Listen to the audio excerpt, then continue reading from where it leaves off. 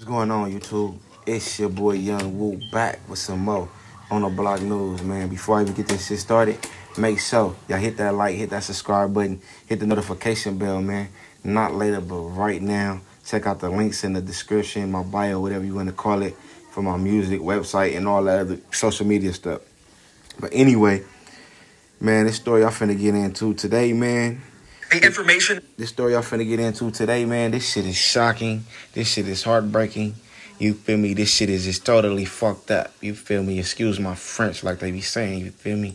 But anyway, this is about a case that happened almost a year ago. It was a police-involved shooting death of Matthew Zadok Williams. Yet his family and the local Atlanta area community are still searching for answers. The DeKalb County police officers withhold information in the initial investigation. In this investigation update, we uncover a shocking 911 call from Williams himself, along with body cam footage that could reveal what really happened. All right, so I'm gonna show y'all the full video at the end of the story, but if y'all don't know, this dude, he was a mentally ill person. You feel me? Living next door to it.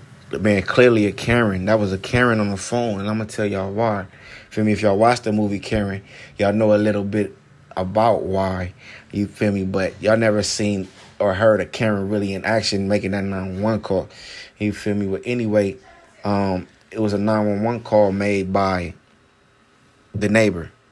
You feel me? Matter of fact, before the call was made by the neighbor, 3 weeks before, Mr. Matthew Williams, he called the police on himself about some mental issues, you feel me? So there's a documented call that the police 911, the police department, they know that, okay, it was a documented call made about a mental illness from someone mentally ill, you feel me? So they end up getting a call 3 weeks after that from the neighbor, feel me, which was totally a Karen, you feel me?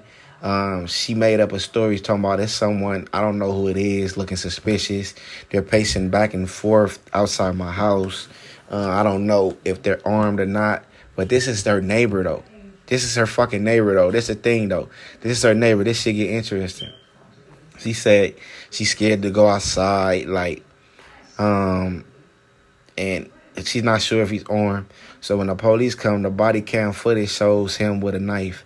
You feel me? Which was later reported that the knife, he had locked himself, he mentally ill, and he locked himself outside his house. You feel me? Like a nigga like me probably would have hopped through the window, which probably would have still got a fucking breaking and entering call from Miss Karen across the way. You feel me? But he had a knife. He was trying to wiggle the locks, which is understandable. Get something sharp. Nigga trying to get in this motherfucking house. He mentally ill, so he's probably not thinking about, okay, this neighbor next door don't like me, and she's probably going to try to get me in trouble. He probably not even thinking like that. He's mentally ill. That's what they telling me. You feel me? That's what the reports say. So when the police come, the neighbor next door, the Karen, she's talking to the police officer like, does anyone stay there? She like, no, because our neighbors, they been moved. No one should be there. I think it's a homeless man there. Whole time, it's this nigga house, though. The mentally ill dude house. So, of course, the police come. They see a man with a knife. He had a mental breakdown. You feel me? That's what people with mental issues do. You feel me? And that's why police are supposed to be trained on how to deal with the mentally ill. He came, I guess he tried to take off and run. You feel me? He tried to run with the knife. You feel me? He probably grew up in the hood for all I know. And, man, he probably played cops and robbers, or he probably witnessed some shit. He probably witnessed the police killing someone. You feel me? He probably know what's going on in the news. He might be mentally ill, but that don't mean he ain't heard no stories before, and that's what's triggering the mental illness. We don't know what's triggering the mental illness. So, long story short, the police, I think one of the police fell. I think they was mad because one of them fell, and then he was about to get on. They tried to say he tried to charge out on. They popped him. You feel me? Kind of find out that they shot him at his own shit. The whole call was from a Karen, my nigga. On my mama, like, police, listen. Just like in a situation like me, can't nobody come tell me whoop-de-whoop-whoop said this about you. Like, nah, I'm going to get to the bottom of it. I'm going to get to the bottom of it first before I react. You feel me? The way the police react was way too harsh. You feel me? Like, damn, what's up with the shooting the motherfucker in their legs to make them fall? Like, what's up with the deadly shots?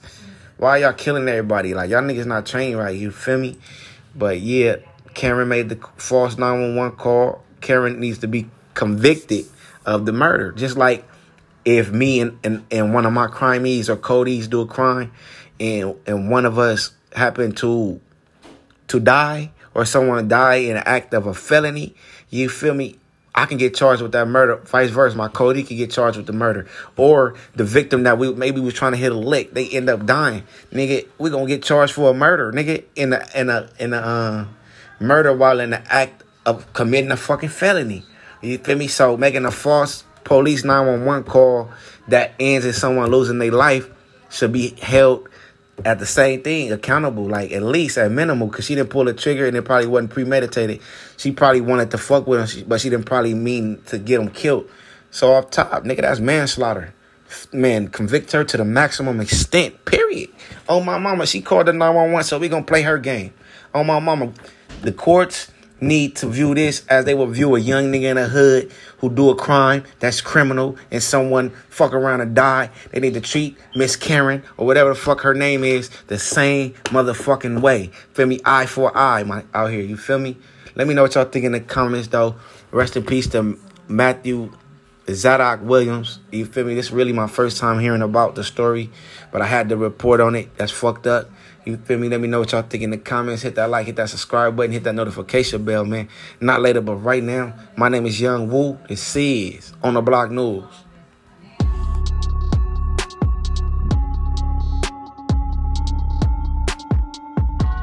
In April 2021, Matthew Zadok Williams was fatally shot by DeKalb County police officers inside of his home near Decatur, Georgia. It sent the local community and social media into an uproar. Now, we did cover this case in an August 2021 episode of TSR Investigates. One roommate wrote, quote, "How sad, this person is dead because of a false call." Another one wrote, "This is disgusting."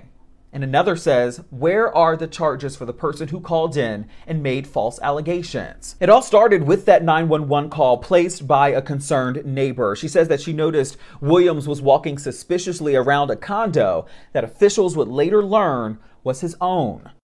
What was this emergency? There's a very suspicious man who's been lurking around the woods around my house. He keeps like walking back and forth, pacing, because our house is wooded so we can't see what he's doing.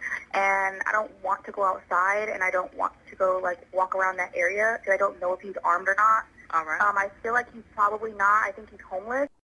Williams' family, however, believes there was no reason for the neighbor to be afraid of Williams, who was apparently searching for his keys at the time that the call was placed. They say he did have a knife in his hand because he locked himself out and was trying to wiggle the locks to get in. When police arrived, they say that he got scared and was having a mental health crisis. Do you know why we're here? A chase then ensues. Williams, still with that blue knife in his hand, he runs in an officer's direction, and then another officer fires a shot. Sir, let the ass. Put the knife down. Put the knife down. Put the knife down. Yet in the months since our report aired, Williams' family is still searching for answers. The time is always right to do what is right. They've marched and protested almost every Wednesday for the past year outside the DeKalb County DA's office. In April, they confronted Chief Assistant DA Pete Johnson. At some point, we will have an answer. The answer is not going to come today. I would be happy to accept these petitions. And obviously, if you'd like, you can place them right here, and then I will take them up to the district attorney's office, and she can review them.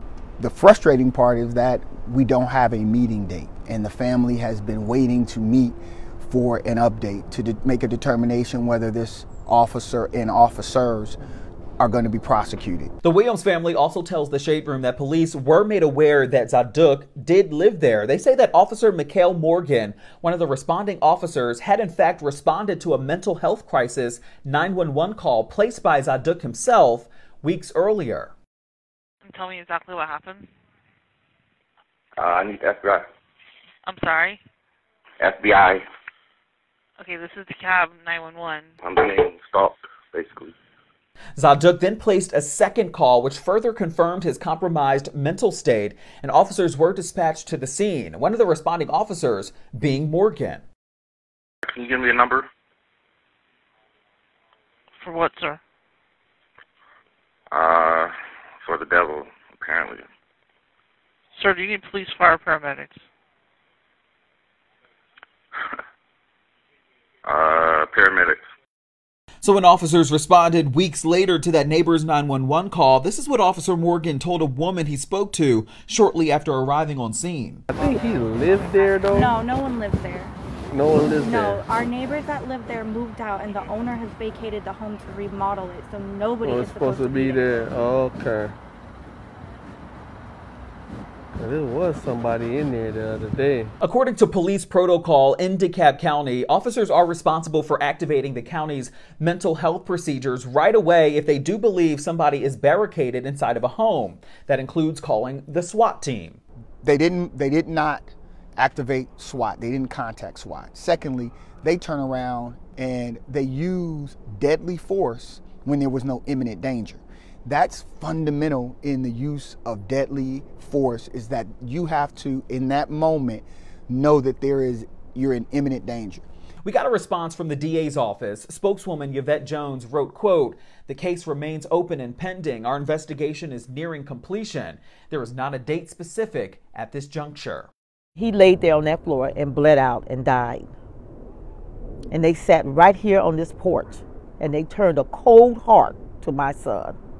You know, DeKalb County being silent about this is really sending a message to her that her son didn't matter. Her son meant the world to her. Her son meant the world to us. According to an article released by the Atlanta Journal-Constitution, a pathologist hired by the Williams family believes that he would have survived if he had been treated immediately after the shooting. Now, police said back then that they were waiting on equipment from the DeKalb County SWAT team before they went in. So now we wait. The DA, Sherry Boston, is now all in her hands in deciding whether or not those officers involved will be charged. And as soon as she does make that determination, we'll be sure to update you then. For TSR Investigates Updates, I'm Justin. Brick made, bitch, I'm solid as steel. Brick the homie catch a case, we gon' fall in the pill. Got a vibe with the heat, cause my diamonds is chill. I got it for my jewels, boy, you must be trying to get killed. Real tote bag, red bottom or heels. Got them wondering if young boo sign them a deal. Niggas can't fuck with me, I done served 100 reels. I be where the money be, flying over other seas. Truth is, I got more love when I was broke. Now I got money, seem like niggas want to smoke. But y'all what bad bitches wanna fuck me cause I'm dope. All I see is green, getting bundles with the lokes. I can't let a broke boy trick me off the street. Remember I was homeless, now you rent up on my feet. What you spent in a year, I just spent it in a week. Still hungry, chasing meals, showing niggas how to eat. Real street nigga, I ain't trying to play gangster.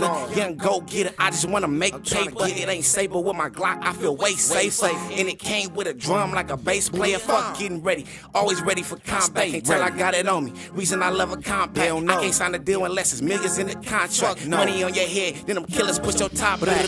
Young boss nigga, woo to you peons. Better run like Ricky when we dumping out the Nissan. Bring the money straight to the block like King Von. Ice on my neck be shining harder than neon. Niggas wasn't moving right, now they left out. Ain't nobody crossing me, they getting X'd out, chest out. If you ask me, I'm the best out. Who got more money, me or you? Nigga, let's count. Cocky little dude, I be rocking all my jewels. Put it in my hand and the product getting moved. When we catch them, stretch them, put his potters on the news. Isn't it ironic how we talked about the school? Right there on the block like I'm serving crack. Niggas better not speak on Young Woo, I heard he strapped. Everybody acting like they killers, that just murder cat. Niggas from packs turn track star when burners clap. Will Smith a nigga hit him with the Ike Turner slap. These niggas can't really rap, all they verses whack. Presidential rollie on my wrist, cost like 30 racks. I ain't never tripping on spending cause I'ma earn it back. Yeah, I'm a real project baby from PB, nigga. Heard you hit the bounty jail and went PC, nigga. While I was looking like a star on your TV, nigga. You probably mad I'm signing hard with these VVs, nigga. Look, I was trying to put niggas on, but they had other plans. Talking about who's tougher, but I don't understand. Roddy Rich a nigga, have you ever touched 100 bands? Stack it up and blow it, man, don't run it up again. Roddy Rich a nigga, have you ever touched 100 bands? Huh? What? Nigga, Roddy Rich a nigga, have you ever touched 100 bands? Yeah, nigga, I'm the fucking man. Roddy Rich a nigga, have you ever touched 100 bands? Tell me, nigga, huh? Can't hear you, nigga. Speak up. Roddy Rich a nigga, have you ever touched 100 bands? Never seen it, nigga. Have you ever touched it, nigga? body richer nigga, have you ever touched 100 bands? I let the money talk for me, young nigga. I body richer nigga, have you ever touched 100 bands? Huh? Nigga, how you seen it before?